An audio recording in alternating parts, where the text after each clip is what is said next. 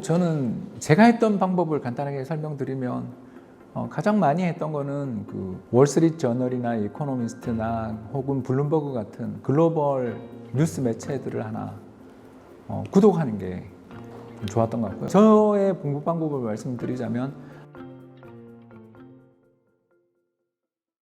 안녕하세요, 홍추득입니다. 여러분들 모시고 또 오늘도 재밌는 주제, 궁금한 주제, 또 시장에서 관심을 요새 끌고 있는 주제들에 대해서 이야기를 해보도록 하겠습니다. 박 PD님, 오늘은 어떤 질문 준비해 오셨나요? 네, 박사님 안녕하세요. 오늘은 경제 공부 방법에 대해서 여쭤보고 싶습니다. 박사님 채널의 구독자분들께서는 열심히 경제 공부를 하고 계실 것으로 생각하는데요.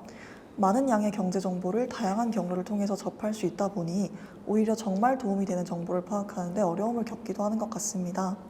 경제 공부를 함에 있어서 신뢰로운 방법이 있다면 무엇일지 궁금합니다.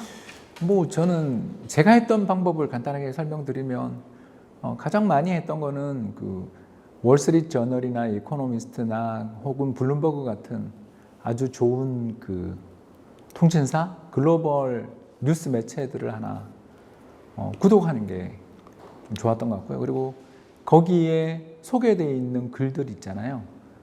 그 글을 요새는 그 번역기들이 되게 좋잖아요. 그래서 번역기를 통해서 읽어보는 것도 참 좋고요. 저의 공부 방법을 말씀드리자면 아주 기초적인 경제 지식은 가지고 있어야 되겠죠. 저는 원래 이제 대학원 경제학과 출신이니까. 그래서 기초적 경제 지식을 가지고 있는 상태에서 어떤 식으로 공부를 했냐면 블룸버그나 또는 이코노미스트나 월스트리트 저널 같은 그런 아주 세계를 떨쳐 올리고 있는 중요 저널에 나와 있는 기사에 그림이 나오잖아요. 그 그림을 제가 그려보는 거죠. 그 데이터를 직접 확인해 보는 거죠. 정말 그런지. 그리고 그 데이터를 추적해 보는 일을 하는 거죠. 그러면 비슷하게 나오지 않으면 제가 잘못 그린 거잖아요. 왜냐하면 그 공신력 있는 매체에서 그린 그래프대로 제가 그린 그래프가 안 나왔다라는 건 저에게 뭔가 문제가 있는 거잖아요. 그래서 여러 가지로 데이터도 찾아보고 했죠. 그래서 증권사 다니고 또 연구소 다닐 때는 당연히 블룸버그랑 로이터를 쓸 수 있으니까 데이터를 다운받아서 써봤고요.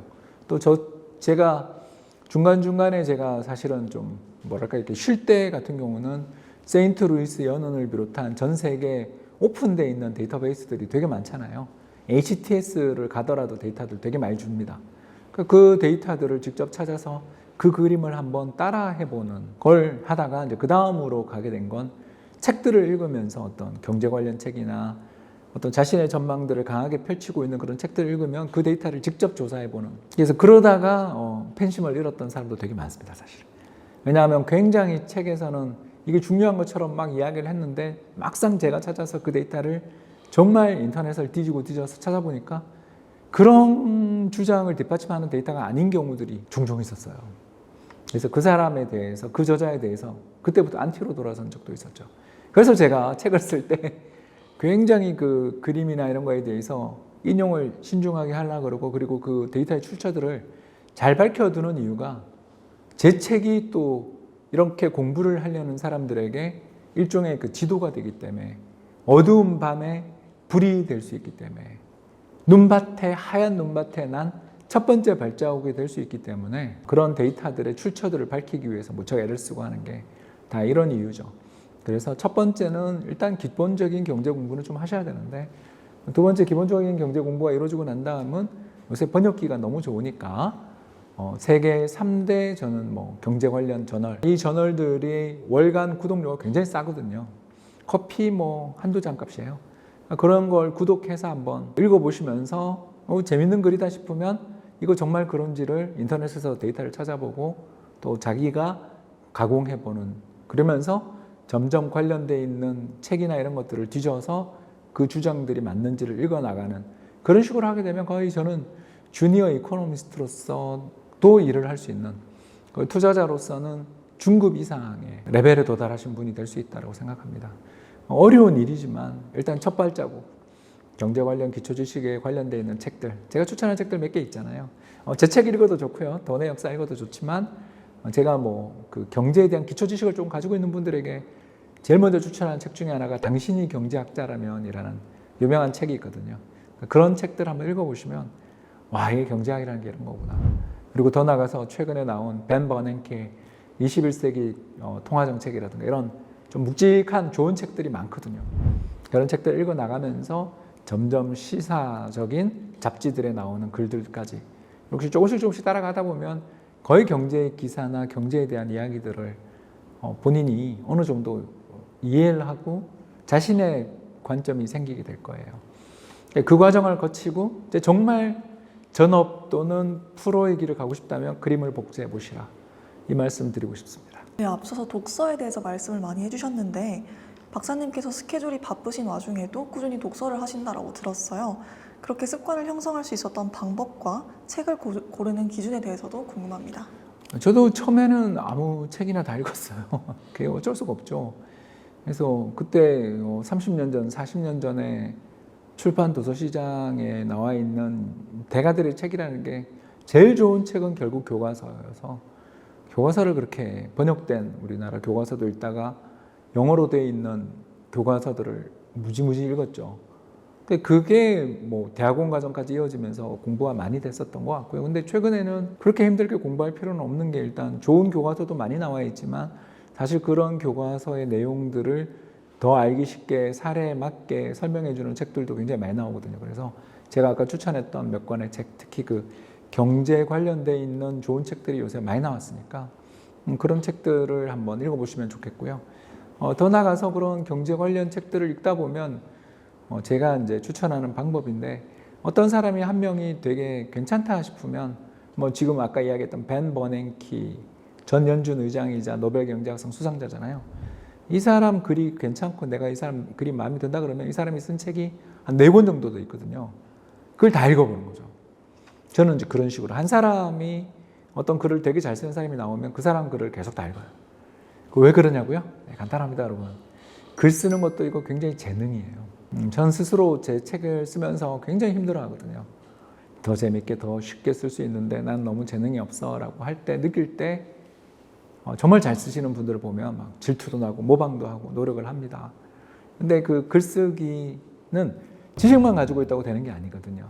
잘 쓰는 건 굉장히 재주가 필요하고 능력이 필요한데, 그래서 어떤 저자가 글을 잘 쓰면 그 사람의 책을 계속 읽어보는 것도 굉장히 좋아요. 그래서 벤 버냉키의 책을 한 4권 다 읽었다. 이번에 나온 21세기 통화정책까지 다 읽었다. 그러면 이제 벤 버냉키 반대편에 벤 버냉키가 계속 비판하는 사람이 있잖아요. 그런 사람들의 책도 읽어보는 거죠. 그런 식으로 개통을 보고 그 사람의 반대편에 있는 사람이 비판하는 내용.